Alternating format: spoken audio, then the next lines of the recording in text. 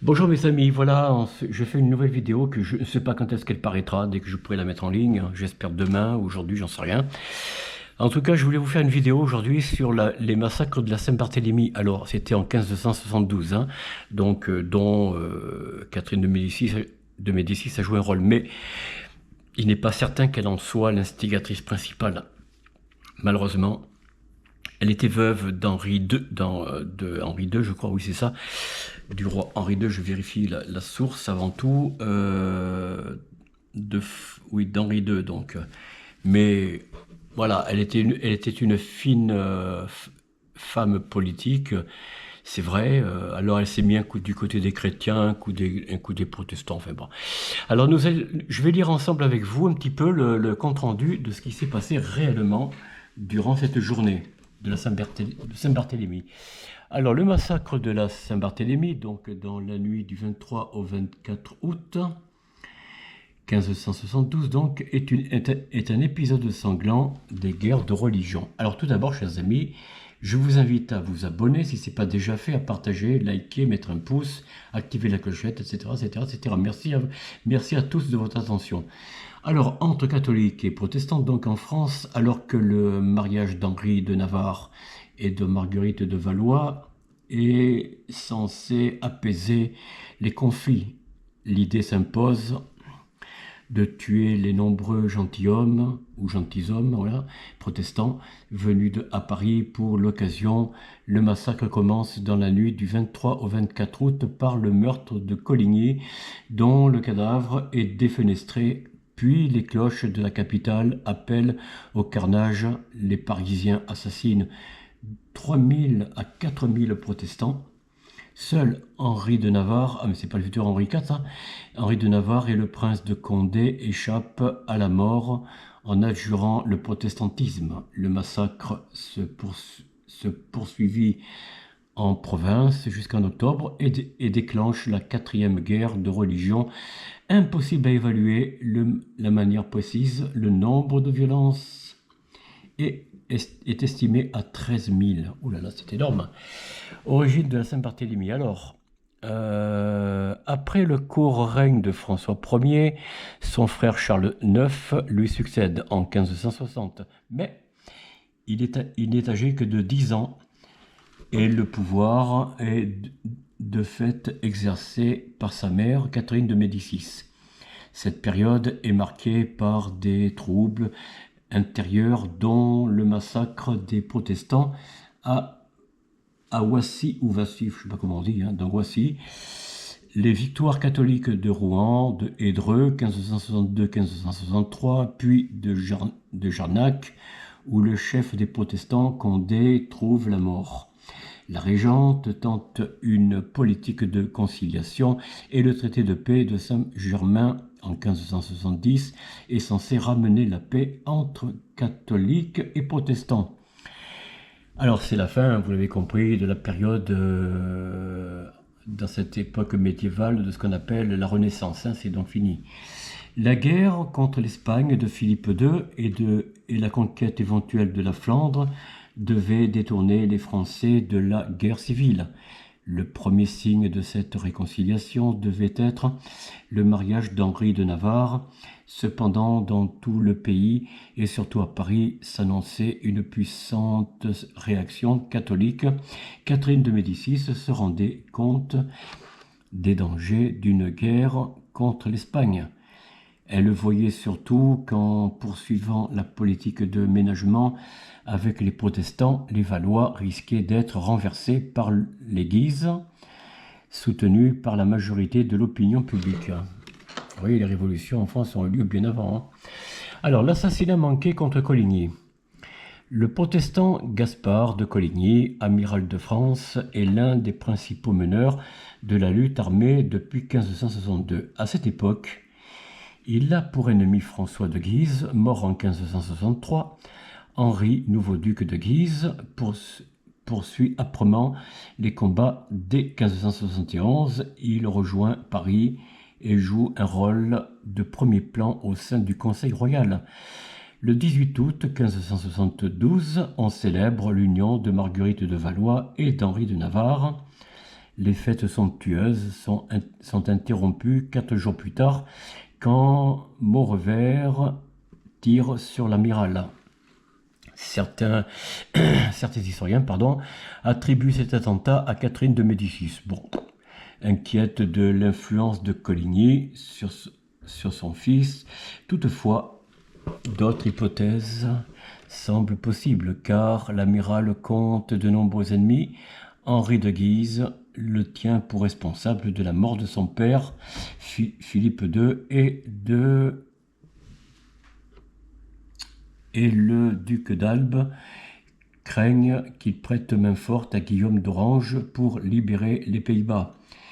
Il se peut que ce soit une simple vengeance personnelle de Maurevert. Après l'échec du complot, certain nombre de nobles huguenots venus à Paris pour le mariage de Marguerite de Valois, sœur du roi, avec Henri de Navarre, le futur Henri IV, donc voilà, c'est ça, exigèrent une enquête. Le massacre de la Saint-Barthélemy, donc. Les guerres de religion créent une atmosphère tendue à Paris où des prédicateurs sermonnent les foules et condamnent l'union d'une princesse catholique avec un protestant. Ah oui, le prince de Navarre, un futur Henri IV, était protestant, je vous le rappelle. Pour ne rien arranger, des milliers de huguenots se sont déplacés dans la capitale à l'occasion du mariage. Suite à l'attentat, ils exigent que justice soit faite. La décision de tuer Coligny et les principaux meneurs protestants est prise dans la nuit du 23 août. Prise dans des circonstances troubles. Elle divise à nouveau les historiens qui proposent différentes pistes. Catherine de Médicis craint peut-être d'être reconnue coupable de l'attentat. Alors le roi peut voir dans ces meurtres l'occasion de renforcer son pouvoir, miné par l'influence des chefs huguenots sur les sujets de la nouvelle religion. Les ultra-catholiques du Conseil peuvent y voir un moyen de revenir à une position intransigeante.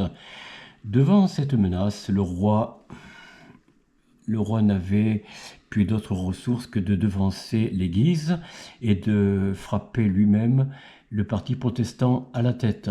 Il s'agissait avant tout de ne pas laisser s'organiser un grand parti catholique contre le pouvoir royal. Charles X consentit donc au massacre. La populace parisienne, qui était déjà dans un état d'excitation extrême, fut alertée par le tocsin de Saint-Germain-l'Auxerrois. Le massacre fit plus de 3000 victimes, parmi lesquelles l'amiral de Coligny, et l'on tua les protestants jusque dans le Louvre.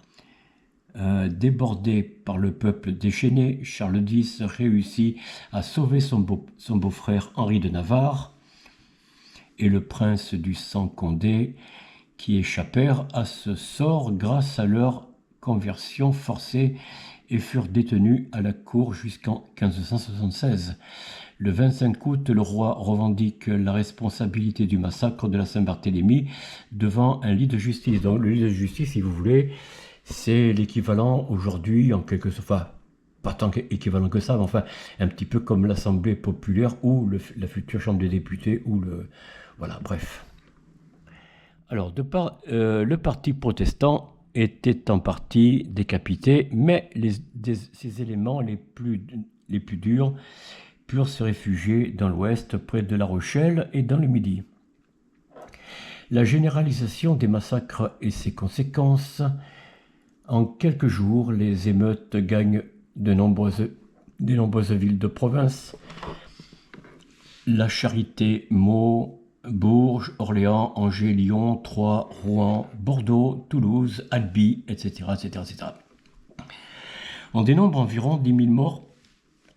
Beaucoup de protestants se convertissent si bien que leur nombre diminue de moitié dans les années 1580. Mais les aristocrates opposés au roi catholique manifestent toujours leur puissance militaire. On s'oppose à Charles X, qualifié de tyran. Certains auteurs contestent même le pouvoir royal après la Saint-Barthélemy, comme Théodore de Bèze, Charles IX est contraint de faire des concessions. L'édit de Boulogne du 11 juillet 1573 accorde la liberté de conscience et de culte. Les tueries provoquent l'indignation partout en Europe, à l'exception de l'Italie et de l'Espagne. Alors bon, après, il y a je ne sais pas si je regarderai ça, la Saint-Barthélemy, les mystères d'un crime d'État, voilà, bon. On pourrait toujours discuter là-dessus, hein, si vous voulez. La nuit de la Saint-Barthélemy, un rêve perdu de la Renaissance, et oui. Histoire des dictionnaires des guerres de religion, bon, ben voilà. Hein. Alors, je voulais voir quelque chose, moi, j'ai pas réussi, là. C'était quoi? Voilà, chers amis, un petit peu. Vous voyez, les religions abrahamiques ne font que des problèmes. Alors, bien sûr, le protestantisme n'est rien de moins qu'une branche du christianisme, hein, du catholicisme. C'est qu'une histoire d'influence, voilà. Alors, François II, je ne sais pas pourquoi j'ai pas réussi à l'avoir.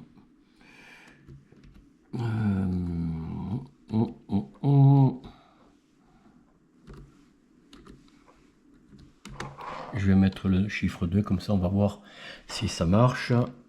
Apparemment, non, il n'y a pas de si. Roi de France, liste, non, ben non, il n'y aura pas grand chose alors. Favori mignon et archi mignon des rois, d'accord. Les rois de la Renaissance en France, bon. Le dauphin François Ier, d'accord. Guerre de religion, ben c'est ce qu'on vient de voir à l'instant, chers amis. Bataille de Marignan, bon, ça, 1515, on va pas parler de ça, c'est pas la peine. Non, ben non, bon. Je suis navré qu'on parle pas de François, c'est quand même curieux. Je vais voir un peu.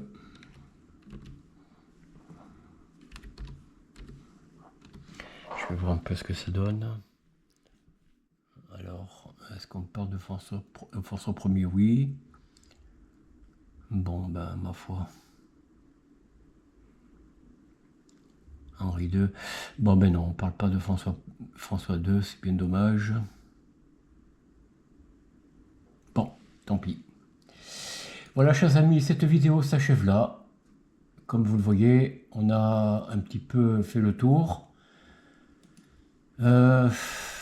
Voilà, bon ben... Non, mais là, je ne vais pas plus loin.